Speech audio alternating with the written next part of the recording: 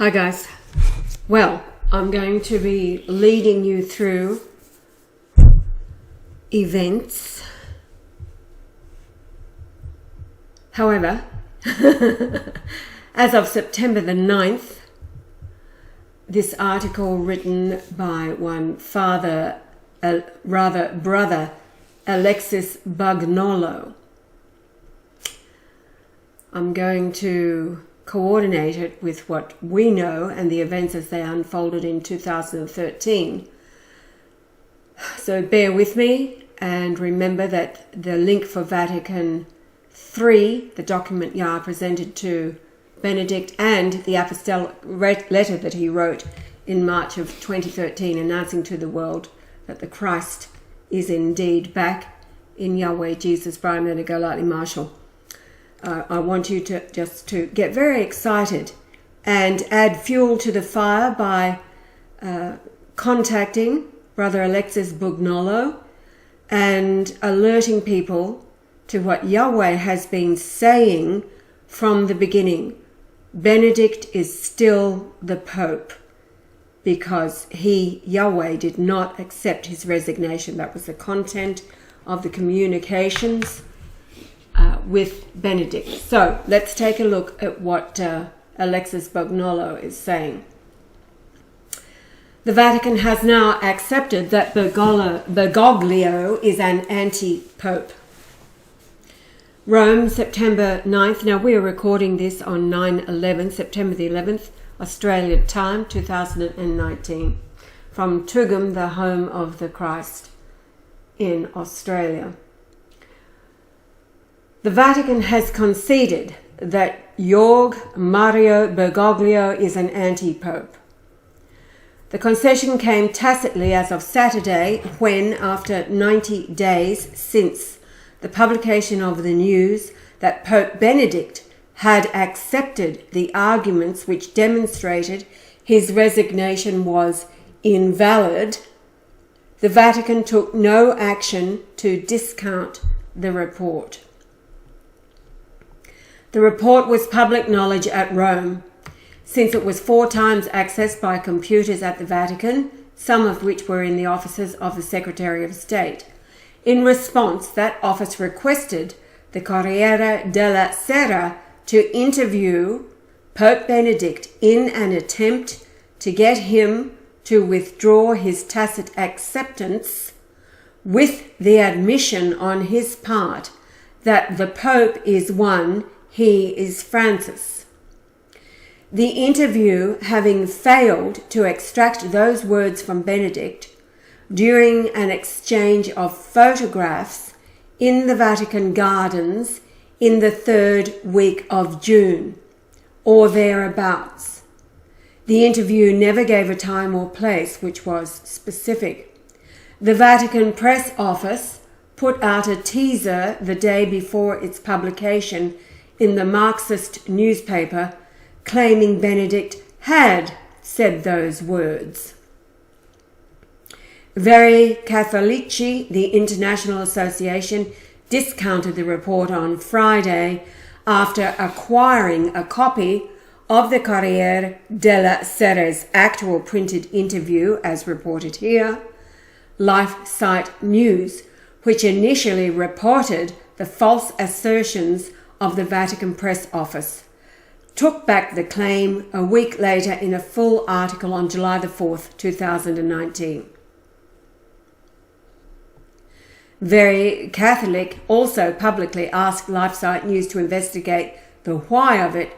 As of today, they have failed to follow through. The Corriere della Sera subsequently published the interview, and see online here. Eventually, Antonio Socci on July the 1st remarked the occurrence of the publicity debacle for the Vatican as another gross fake news story.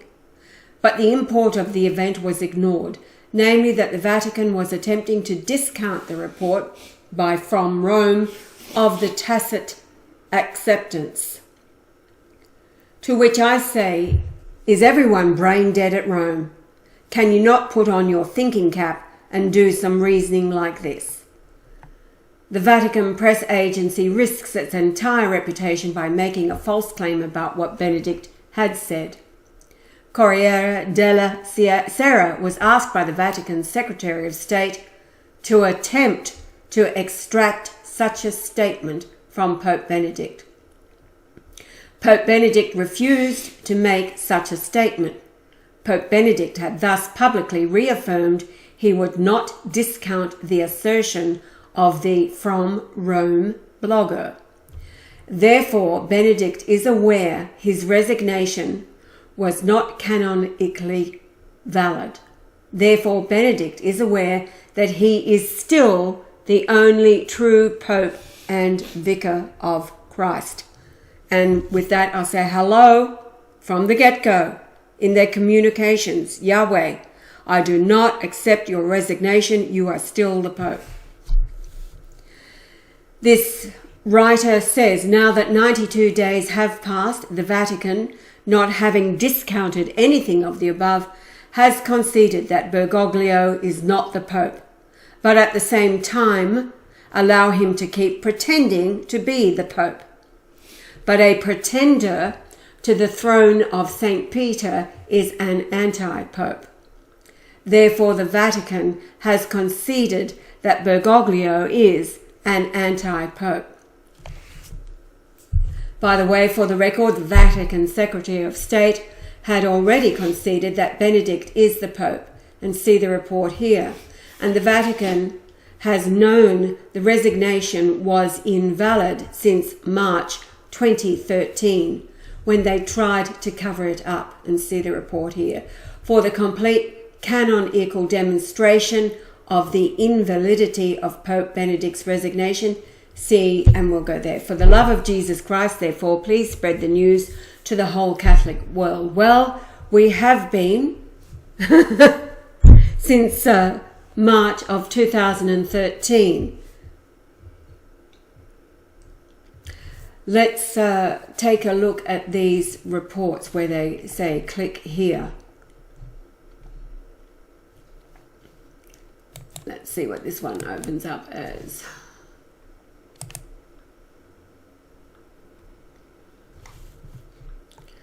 This one is Pope Benedict has tacitly accepted that his resignation was canonically invalid. This is from the 9th of June. And so Brother Bugnola says on the 30th of January 2019, Pope Benedict received at the Vatican through the hands of Archbishop Gail Ganswain the canonical brief I sent him demonstrating conclusively that the act contained in the declaration non solemn propter of February the 11th, 2013 was not in conformity with the term of Canon 332, Section 2, which requires the renunciation of munus for a valid papal resignation, and that therefore he remains the sole valid Roman pontiff. In my letter to the Archbishop, I indicated how the Holy Father could contact me in response to the brief. 160 days have passed without any objection to the arguments presented. According to the norms of the Vatican itself, if no objection is made to a canonical assertion after 90 days, tacit consent is indicated. And here is proof of the delivery via FedEx shipping slip. Let's take a look at the shipping slip.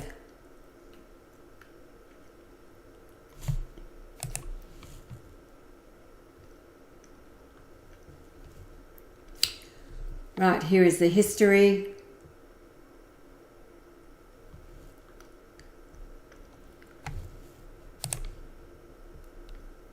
From Westminster, Massachusetts, the USA, to the City del Vaticano, Italy.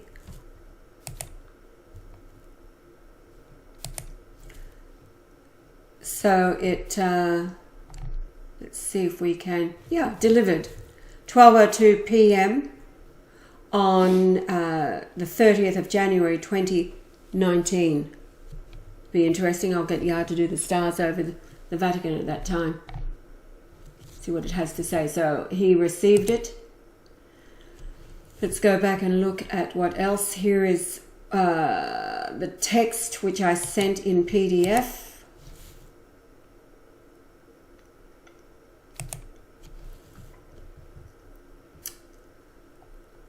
State of the question. Recently, the noted Vatican theologian and former member of the Congregation for Faith, Monsignor Nicola Bux, publicly opined that the validity of the resignation of Pope Benedict XVI should be studied in regard to the question of what appears to be substantial error in the formula of resignation. So this is what was sent and received by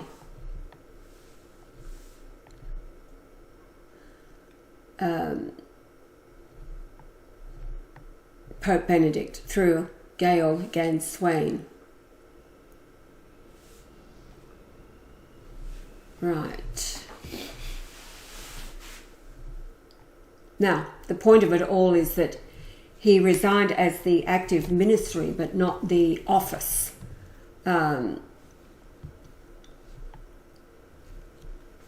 Let's go back to the article.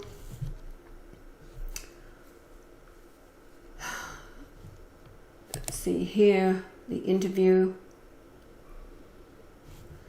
Benedict. So this was an interview where the Vatican sent in somebody who attempted to get Benedict to say that Francis is the one true Pope when he was unsuccessful. Benedict did not say those words, and that was the purpose for the interview. Now, Andrea Anna sent around a photograph through Facebook, and it was about that time, it was several months ago, may have been at this photographic opportunity, where Benedict was clearly making the sign of an M using his both hands, the fingers from both hands, forming the shape of an M. A very awkward thing to do, the way he had his fingers. And it was speculated at the time that he was indeed indicating M for Marshall. What else do we have here? The imprisonment of Pope Benedict. This is from July the 8th. And a bit of a timeline here. And this is where I want to leave over to our own video uploads through this timeline. I'll read this in fullness. I will summarize in this article the suppositions and analysis which the volunteers and members of Veri Catholici have worked out in recent days about what really went on in the Vatican 2012 to 13. I will do so in a timeline which makes understanding what was going on easier. This will be a recitation of facts with an interpretation which explains them elegantly. Now, at the same time, I'll take us over to what was really going on that this man does not know about. In March 2012, Pope Benedict XVI established a commission of cardinals to investigate leaks of reserved and confidential documents on television, in newspapers, and in other communications, media, in what is known as the VatiLeaks scandal. It first met on Tuesday, April 24th, 2012. Cardinal Harrantz served as the chair and was accompanied by Cardinals Joseph Tomko and Salvatore Di Giorgi. And then in the fall of that year, someone leaks the results of the Vatican Commission on Gays in the Vatican to Team Bergoglio. So you've got to remember in context, Benedict is still publicly the Pope. This is all leading up to 2013 when the conclave does elect Bergoglio. So now we've got Team Bergoglio operating behind the scenes a year before the conclave would be held. And this is totally illegal according to the tradition of how popes are elected. There are to be no campaigning like the US elections, etc. Someone links which in response brings feverish activity at Rome, and this activity aims for the forced abdication of Benedict. Then in early November, the coup d'etat is hatched. Team Bergoglio demands the resignation of Pope Benedict to prevent the revelations of the dossier to be presented by Vatican Commission on Gays in the Vatican. The contents of the dossier will implicate all the key members of Team Bergoglio, and thus all force and expediency must be employed to stop its publication. The conspiracy includes not only Team Bergoglio, but all named in the dossier, the names of whom are given to Team Bergoglio by someone working in the commission. So there was a traitor within the commission. The terms of the coup d'etat are as follows. Pope Benedict will resign. Pope Benedict will not publish the contents of the dossier. Pope Benedict will continuously testify that he resigned willingly. If Pope Benedict refuses, Team Bergoglio threatens the Pope with assassination, citing the published testimony of an Italian journalist on February 11, 2012, saying that the assassination will be within 1 year. The date, February 11th, 2013, is chosen for the resignation to signal to the lavender mafia around the world that the abdication has been forced precisely to defend their evil institution. Pope Benedict, taking counsel from no one because he trusted no one, decides to go along but to leave telltale signs for the Catholic world so that any intelligent observer will discern what is going on. He extracts the condition of the promotion of his personal secretary to the position of the pontifical household, believing this will keep him safe and to signify that after his resignation he is still the only one true pope. November 23rd, James Michael Cardinal Harvey, who had been the prefect of the papal household under Benedict, is named Cardinal Priest of St. Paul outside the walls, in an apparent reward for his role in allowing Benedict to be betrayed in the Vatican leaks scandal and to make way for Ganswain. December the 7th, Father Georg Ganswain, the private secretary of Pope Benedict from the time he was a cardinal, is named prefect of the papal household. Then December the 17th, the Pope received a report on Vatican lobbies prepared by Cardinals Herranz, De Giorgi and Tomko. The same day, the Pope decided to resign. This decision is forced and is Benedict's sign to Team Bergoglio that he has accepted the terms given in the coup d'etat.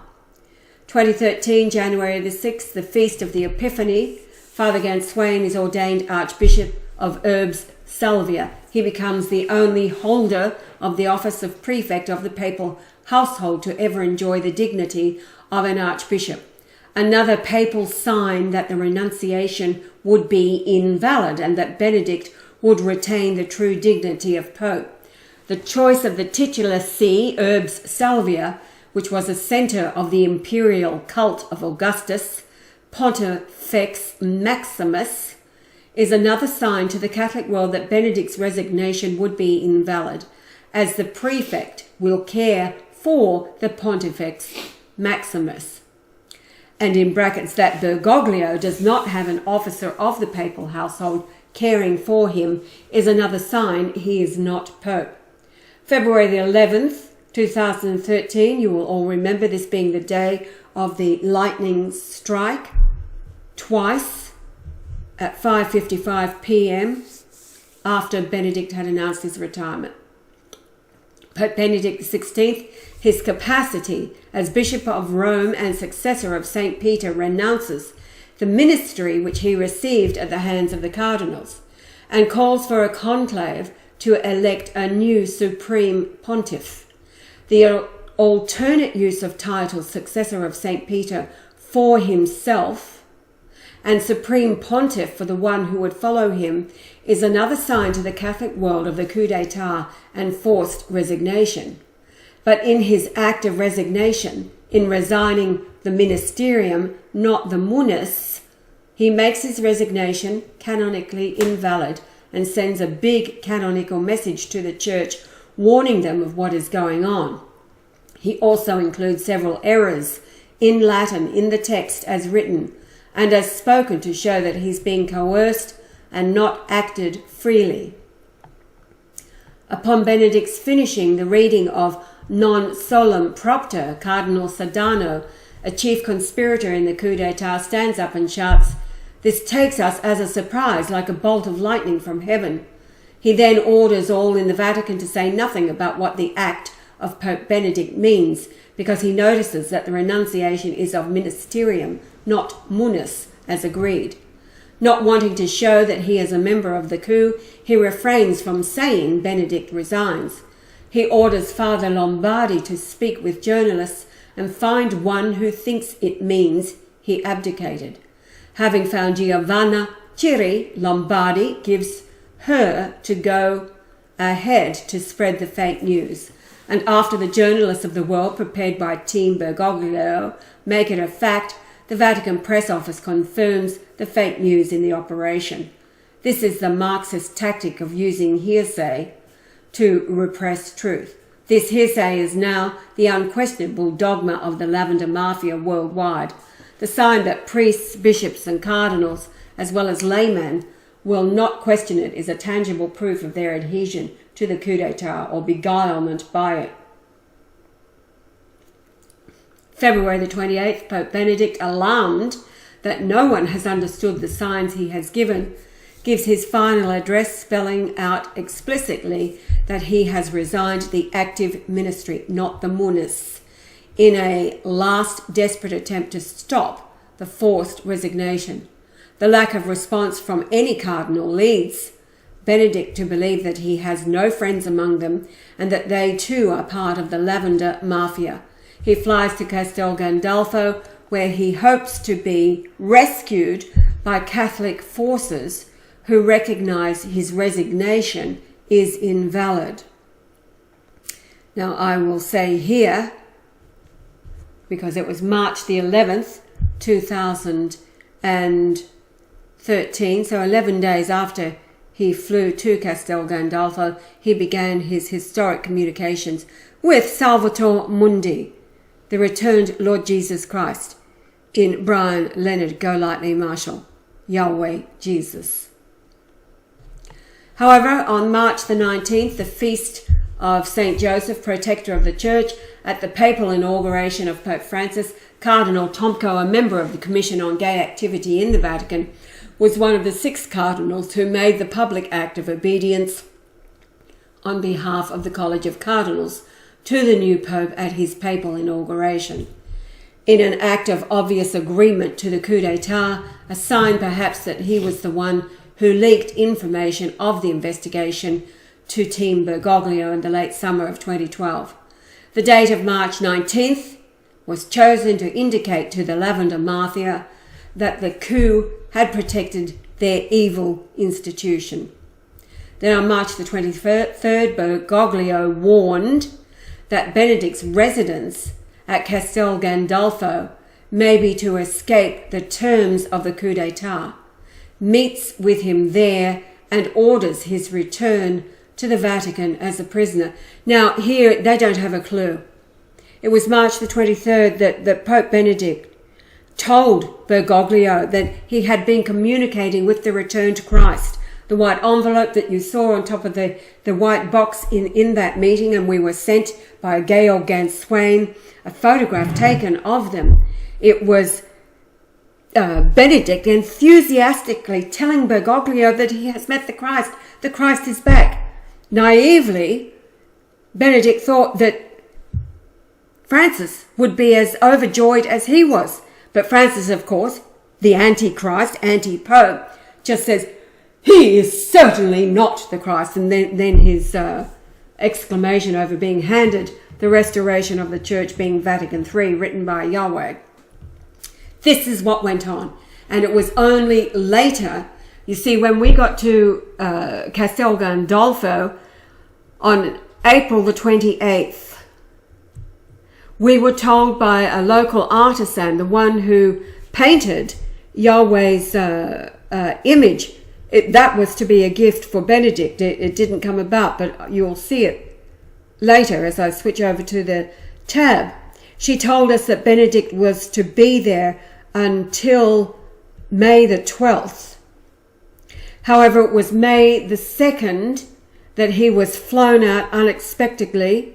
We had already uploaded our videos. Many of you will remember we were with Andrea Anna and sitting in the courtyard of Castel Gandolfo there, right outside the gates to where Benedict was being held prisoner. So they had to get him out knowing that we were in the area, the Christ was in the area. And it was not, well, it was rather hilarious. We'll read about him. On May the 2nd, we were sitting in the reception area at the Vatican. They had wanted us to remain there while they were finding out what to do with us. We'd been told we cannot see Gael Ganswain because he was accompanying Pope Benedict back from Castel Gandolfo in the helicopter to the Vatican. It was literally flying overhead at that moment when we were there, and we were told to come back at 5 o'clock. Hello? This was after being warned not to come to Rome because we'd be arrested, and this was by the thugs that warned us. The thugs hired by Benedict, rather hired by Francis, orchestrated by Ganswain, to warn us to stay away from Rome. We go, yeah, right. No way, I say. So this is what really went on. And then it goes on to events in June 2014. June the 12th, Bergoglio awards Cardinal Herrance for his silence by raising him from the dignity of a cardinal deacon to that of a cardinal priest. And then April 2016, Pope Benedict approves the up-and-coming talk by Archbishop Ganswain at the Pontifical University of St. Gregory the Great, in which the Archbishop affirms that Benedict retains the Petrine Munus and ministry as another desperate attempt to get Catholics to study the timeline of events. Bergoglio responds with force and orders them both to silence on these matters. And then 2019, February to May, Benedict, having received a canonical brief demonstrating his renunciation was invalid as regards the Petrine Munus, tacitly accepts it to indicate canonically that he knows he's still the Pope and politically that he is under duress not to speak. And in fine, he says His Holiness Pope Benedict XVI remains a prisoner in the Vatican, waiting patiently that someone in the Catholic world will read this timeline and realize what it means. And I will say more than that, that somebody in the Catholic world will take seriously the events that we have been for 6 years now, alerting the world to our people once this all went down throughout March and April and May continued. And they hit thousands of venues and newsletters. This is why we went to Rome in the first place. We went to the Rome Report. We went to the newspapers. We went to 3 different levels of local police there to tell them what had happened to Benedict. Nobody batted an eyelid. Nobody tried to lift a finger. And we were actually told it was not worth their life to even listen to what we were saying. Hello. This is the mafia that has been in control. So let's go over now to what was really going again. This man writes from the ignorance of what was going down behind the scenes with the return of the Christ. Here is again his tacitly accepted. We've read that. No comment. Many thanks to a member who shared the Benedict interview with Veri Catholici headquarters. We can now confirm that Benedict never said during the interview that there is only one Pope and he is Francis. That quote was taken from several years ago. So it means that Benedict is acknowledging that he is still the Pope, which is what Yah told him. Hello, it's not because of what this man did, it's because of Yah told him. Yah told him he is Petrus Romanus. And he will return to fulfill the announcement that he made through the apostolic letter. Let's take a look now over at our channel. This is the reading of the apostolic letter, originally uploaded March the 26th in 2013. The reading of the announcement to the world, the Christ is back in his person of Brian Leonard Golightly-Marshall, Yahweh-Jesus. Now, I'm not going to play this through. This is all been re-uploaded at our current channel. Christ is Back. This is his channel. You can listen to it, but we received from the Pope. This apostolic letter is dedicated to Mr. Brian and that there is some volume. Salvator Mundi, Mrs. Yahweh-Marshall, spouse of Yahweh, and to all of your disciples. Salvator Mundi, Saviour of the world. And then the cover page is the... Right, I'll stop there and we'll go over. Now this is March the 30th, 2013. This is 1 week after the meeting with Bergoglio, where Benedict told him he'd been communicating with the Christ, and then when he realized that he had been cut off from the world, he had nobody to call upon, and indeed he was being held a prisoner. This is the 3-minute video that Father Giuseppe Ciavello produced for him. They sent it to us through email and asked us to upload it to our YouTube channel, which at that time was Sword of Truth 888. And this is the production of it. I'll let it run.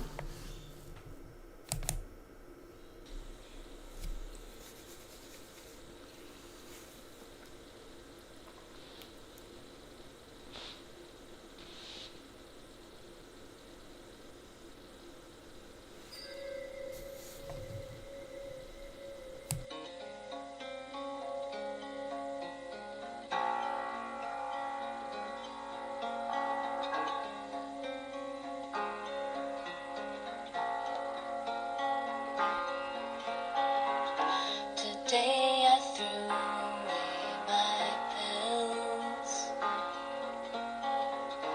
against my family doctor's will. They said they would make me smile, but instead I feel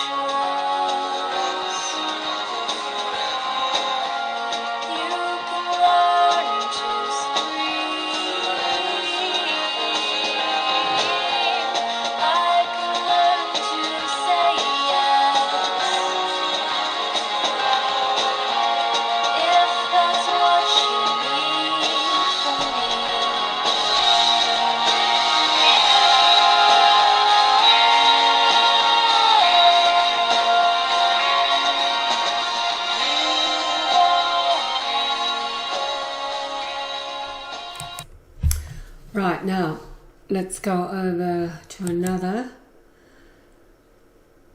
Yes, this is the truth. This is what it's all about.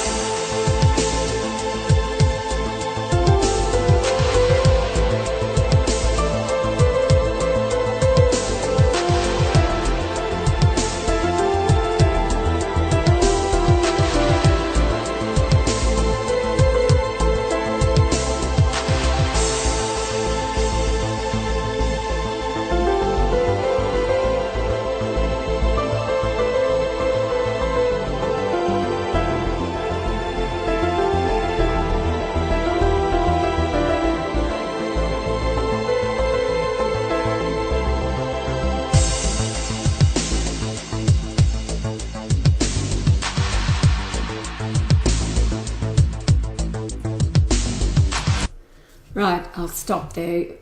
I'll put the links for each of these videos in the description box, but the apostolic letter is always in the description box. The link to the drop box that contains the apostolic letter dedicated to Mr. Brian Leonard Golightly-Marshall, Salvator Mundi, Mrs. Asherah Marshall, spouse of Yahweh, and to all of your disciples.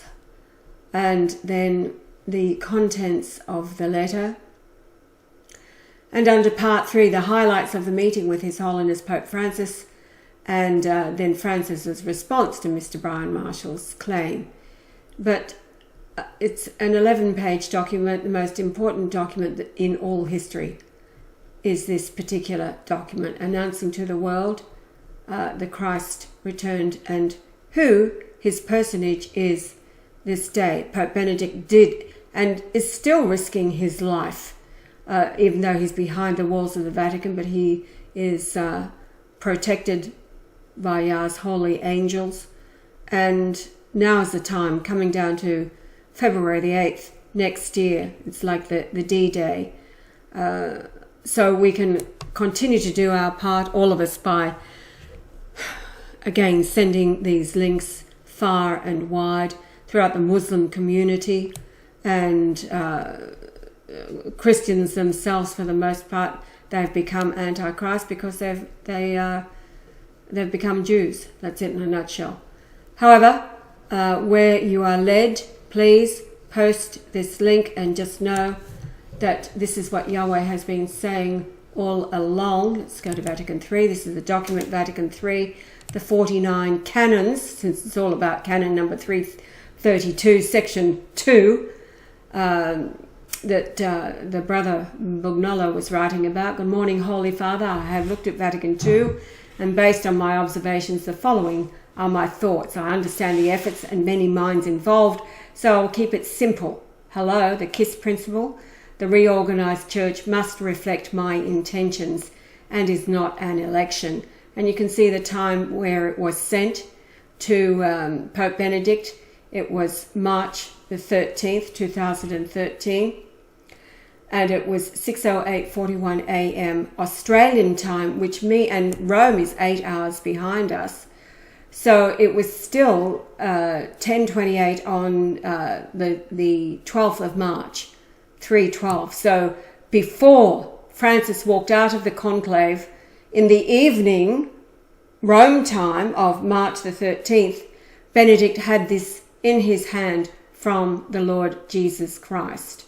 And 49 canons, simple points, if you like. This would become the constitution of the reorganized church. And Benedict really appreciated it. Note here, the Torah is an abomination, promoting the Jews as the promised people, when in fact was condemned by Jesus, myself then and now. Divorce is permissible under certain circumstances: adultery, cruelty, oppression of freedom of thought, oppression physically, or domination under misguided spiritual views. He addressed the priesthood. The priesthood in the past has been the domain of men. However, women were essential to ethics at the time of Jesus and his ministry.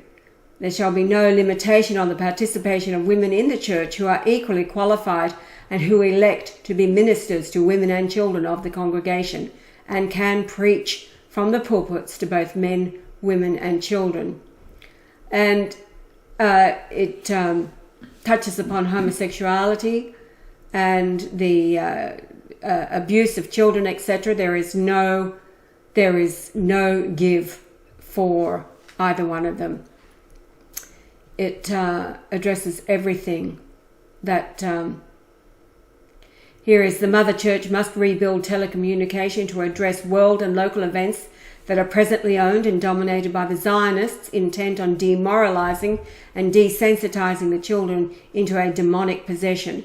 For example, music, movies, television, radio, and computer games, where immorality, death, and destruction covertly introduces the child into a world where demons are good and Jesus is eliminated, Jewish dominated. Judaism will not be tolerated under any pretense of freedom of religion. Our church must and will dominate and have no tolerance for any non-Jesus religion.